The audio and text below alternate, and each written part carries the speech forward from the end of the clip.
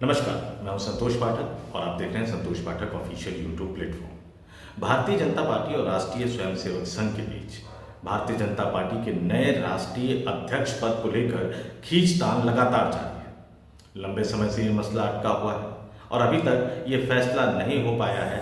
BJP और संघ दोनों एक नाम पर सहमत नहीं हो पाए हैं जिनको भारतीय जनता पार्टी का नया राष्ट्रीय अध्यक्ष बनाया जाए, यानी भारतीय जनता पार्टी की कमान सौंपी जाए। हालांकि वो तारीख आ गई है। बताया जा रहा है कि इसी महीने यानी जुलाई के महीने में बीजेपी को नया अध्यक्ष मिल सकता है और राष्ट्रीय स्वयंसेवक संघ की एक बड़ी बैठक देश की राजधानी दिल्ली में होने जा रही है। इस महीने 4, 5 और 6 जुलाई को राष्ट्रीय स्वयंसेवक संघ की जो बड़ी बैठक अखिल भारतीय प्रांत प्रचारक बैठक देश की राजधानी दिल्ली में जो उनका नया मुख्यालय नया कार्यालय बना है केशव कुंज, वहां पर वो बैठक होने वाली है। और इस 4, 5 और 6 जुलाई के अखिल भारतीय प्रांत प्रचारक की बैठक में राष्ट्रीय स्वयंसेवक संघ के मुखिया सरसंघचालक मोहन भागवत भी शामिल होंगे और इसके अलावा सर कार्यवाह दत्तात्रेय होसबाले सहित राष्ट्रीय स्वयंसेवक संघ के तमाम दिग्गज नेता, देश भर के तमाम बड़े नेता इस बैठक में शामिल होंगे। लेकिन राष्ट्रीय स्वयंसेवक संघ की इस बड़ी बैठक से पहले भारतीय जनता पार्टी के नए राष्ट्रीय अध्यक्ष के नाम के ऐलान से पहले ही राष्ट्रीय स्वयंसेवक संघ के सबसे ताकतवर नेता, जो सही मायनों में आरएसएस के चीफ माने जाते हैं, यानी सर कार्यवाह दत्तात्रेय होसबाले साहब के खिलाफ एक शिकायत दर्ज करवा दी गई है। और जरा मैं बता दूं, जो संघ को नहीं जानते हैं, राष्ट्रीय स्वयंसेवक संघ के मुखिया तमाम लोग ये जानते हैं कि सरसंघ चालक मोहन भागवत है। ये बात बिल्कुल सही है, लेकिन वो उसी तरह के मुखिया है जिस तरह से भारत में राष्ट्रपति, यानी वो एक तरह से चेहरा है, वो नाम मात्र के मुखिया है। हकीकत में जिस तरह से देश को प्रधानमंत्री चलाते हैं, उसी तरह से राष्ट्रीय स्वयंसेवक संघ को जो नंबर 2 जो सर कार्यवाह होते हैं वो चलाते हैं, जिन्हें दूसरी भाषा में महासचिव भी कह सकते हैं। तो आप ये मानकर चलिए कि राष्ट्रीय स्वयंसेवक संघ को जो चलाने वाले हैं वो मोहन भागवत नहीं, वो दत्तात्रेय होसबाले साहब है। और इसलिए मैंने लिखा था राष्ट्रीय स्वयंसेवक संघ के सबसे ताकतवर नेता। तो राष्ट्रीय स्वयंसेवक संघ के उन सबसे ताकतवर नेता के खिलाफ पुलिस में शिकायत दर्ज करा दी गई है, उनके एक बयान को लेकर। और शिकायत कहां दर्ज कराई गई है? कर्नाटक में। और कर्नाटक में किसकी सरकार है? कांग्रेस पार्टी की सरकार है। और शिकायत जो दर्ज करवाई गई है वो इंडियन यूथ कांग्रेस, यानी कांग्रेस का जो युवा विंग है, जो युवा इकाई है, उनके द्वारा ये शिकायत दर्ज करवाई गई है। और दत्तात्रेय होसबाले साहब ने जो संविधान की प्रस्तावना को लेकर जो बयान दिया था, उसके खिलाफ, उस बयान को लेकर उनके खिलाफ शिकायत दर्ज कराई गई है। अब कर्नाटक की पुलिस उस शिकायत को एफआईआर के रूप में दर्ज करती है, नहीं करती, यानी एफआईआर के रूप में कन्वर्ट करती है या नहीं करती। और अगर एफआईआर के रूप में कन्वर्ट करती है तो क्या राष्ट्रीय स्वयंसेवक संघ के सबसे ताकतवर नेता, जो कि माना जाता है कि अगले आरएसएस के जो अगले मुखिया होंगे, यानी मोहन भागवत साहब के रिटायरमेंट के बाद, उन दत्तात्रेय होसबाले साहब को क्या जेल जाना पड़ेगा? और आखिर ये मसला क्या है और इस मसले पर सुप्रीम कोर्ट ने क्या वर्डिक्ट दिया था, सुप्रीम कोर्ट ने क्या फैसला सुनाया था, ये भी मैं आपको बताऊंगा। लेकिन शुरुआत इस पूरी खबर से कर देता हूं कि इंडियन यूथ कांग्रेस यानी आईवाईसी की लीगल सेल ने राष्ट्रीय स्वयंसेवक संघ के महासचिव दत्तात्रेय होसबाले के खिलाफ संविधान की प्रस्तावना में समाजवादी और धर्मनिरपेक्ष शब्दों को शामिल करने पर पुनर्विचार करने का आह्वान करने को लेकर औपचारिक शिकायत दर्ज कराई। और जैसा कि मैंने आपको बताया कि कर्नाटक में कांग्रेस की सरकार है, कर्नाटक में कांग्रेस के जो मुख्यमंत्री हैं सिद्धारामैया साहब, वो भी होसबाले यानी राष्ट्रीय स्वयंसेवक संघ के नेता के बयान को लेकर उनकी आलोचना कर चुके हैं। और ये कहा जा रहा है कि राष्ट्रीय स्वयंसेवक संघ जो आरोप लगाया जा रहा है कि वो संविधान को खत्म करना चाहता है। कांग्रेस की युवा इकाई इंडियन यूथ कांग्रेस के लीगल सेल के जो चेयरमैन हैं श्रीधर, सह अध्यक्ष समरथ हेगड़े और अन्य पदाधिकारियों की तरफ से जो शिकायत दर्ज कराई गई है Seshadripuram police station, Seshadripuram police station में शिकायत दर्ज कराई गई है। और इसमें खास तौर से 26 जून को आपातकाल की याद के दौरान एक सार्वजनिक सभा के दौरान होसबाले साहब ने जो टिप्पणी की थी, उन टिप्पणियों का जिक्र किया गया है। और श्रीधर ने अपनी शिकायत के साथ जो पत्र सौंपा है पुलिस को, उसमें क्या आरोप लगाया गया? उसमें आरोप लगाया गया कि 26 जून 2025 को आपातकाल की बरसी में आयोजित एक सार्वजनिक सभा को संबोधित करते हुए आरएसएस के नेता दत्तात्रेय होसवाले ने सार्वजनिक तौर पर कहा कि संविधान की प्रस्तावना में समाजवादी और धर्मनिरपेक्ष शब्दों पर पुनर्विचार किया जाना चाहिए और उन्हें हटा दिया जाना चाहिए। एक संगठन के उच्च पदस्थ विचारक की ओर से राजनीतिक रूप से अहम और संवेदनशील कार्यक्रम में की गई ये टिप्पणियां महज वैचारिक टिप्पणी नहीं है। और शिकायत में सिर्फ इतना ही नहीं लिखा गया, शिकायत में आगे लिखा गया कि संवैधानिक मूल्यों को सार्वजनिक रूप से खत्म करने की ऐसी किसी भी कोशिश को अत्यंत गंभीरता और तत्परता के साथ लिया जाना चाहिए। साथ ही एक स्पष्ट संदेश भी दिया जाना चाहिए कि कोई भी संविधान से ऊपर नहीं है। असंवैधानिक साधनों या संवैधानिक सिद्धांतों को खत्म करने की किसी भी सार्वजनिक वकालत को कानून की उचित प्रक्रिया का सामना करना पड़ेगा।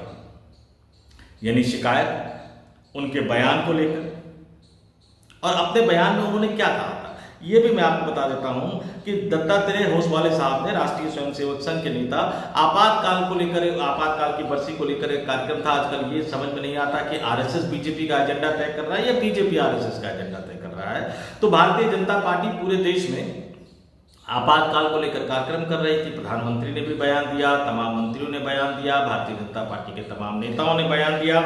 इसी तरह के एक कार्यक्रम को संबोधित करते हुए राष्ट्रीय स्वयंसेवक संघ के सबसे ताकतवर नेता दत्तात्रेय होसवाले साहब ने कहा था कि संविधान की प्रस्तावना में समाजवादी और धर्मनिरपेक्ष शब्दों को शामिल करने पर पुनर्विचार करना चाहिए। क्यों? उन्होंने तर्क दिया कि बाबा साहब भीमराव अंबेडकर ने जो संविधान बनाया था उसकी प्रस्तावना में ये दोनों शब्द नहीं थे। आपातकाल के दौरान जब मौलिक अधिकार निलंबित कर दिए गए थे और जब संसद काम नहीं कर रही थी तब ये दोनों शब्द इसमें जोड़े गए थे। इसलिए उन्हें प्रस्तावना में रहना चाहिए या नहीं, इस पर विचार किया जाना चाहिए।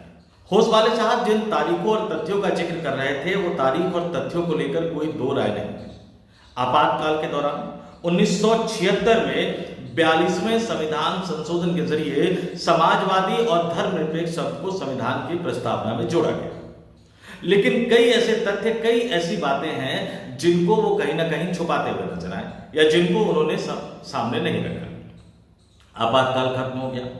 आपातकाल के खत्म होने के बाद जनता पार्टी की सरकार बनी, मोरारजी देसाई देश के प्रधानमंत्री बने। जिस सरकार में अटल बिहारी वाजपेयी, लालकृष्ण आडवाणी जैसे जनसंघ के उस जमाने के बड़े नेता मंत्री के तौर पर शामिल थे, और मोरारजी देसाई की सरकार ने कई संविधान संशोधन किए, लेकिन उन्होंने इन दोनों शब्दों को हटाने का कोई संशोधन नहीं किया।